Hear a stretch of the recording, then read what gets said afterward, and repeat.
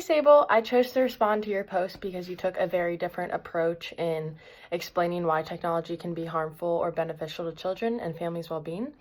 When I originally answered the question, I immediately thought about the internet and computers just because it's such a recent invention that has influenced everyone beyond belief.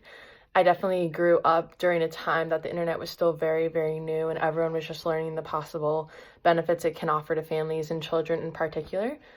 Even in school, we were encouraged to explore computers and all of the learning possibilities that the internet could contain. I clearly remember in middle school that everyone used the internet, and not to mention that all of my peers had cell phones with those capabilities as well. What stuck in my mind about this was that most people at the time seemed to use or had used the internet for negative things, because I remember the amount of people that were bullied and bullied others with the emergence of social medias and camera capabilities.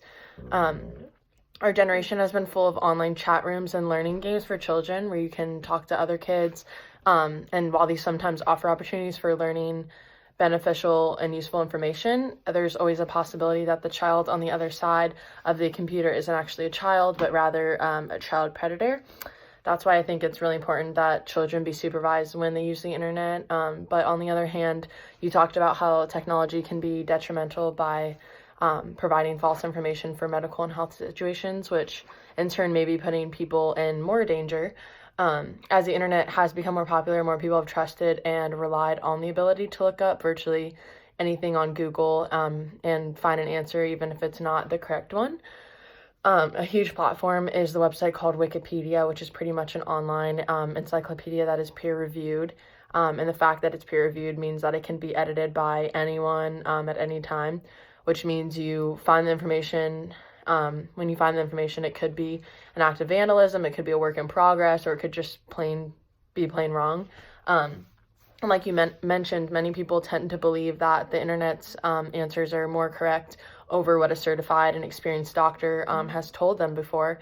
For example, I found an article called Trust the Internet or Trust Your Physician, where the public perception of brain death is used as an example to bring light to how harmful the internet can be when used to diagnose or get more information in general. In this research article, they analyzed and assessed the public's perception of neurological death by searching the term brain death in Google and YouTube. Aligned with what you said in your post, they found that there were many discrepancies in the general public's perception of brain death, even when they were from reputable academic and medical sources.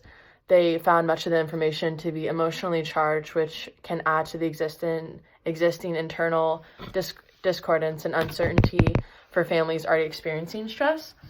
This misinformation can arise for many reasons, whether it be simple error, unfamiliarity, confusion, or a lack of context. Overall, the internet does not infringe upon our civil liberties to the freedom of speech, and therefore it's filled with many varying opinions and pieces of information.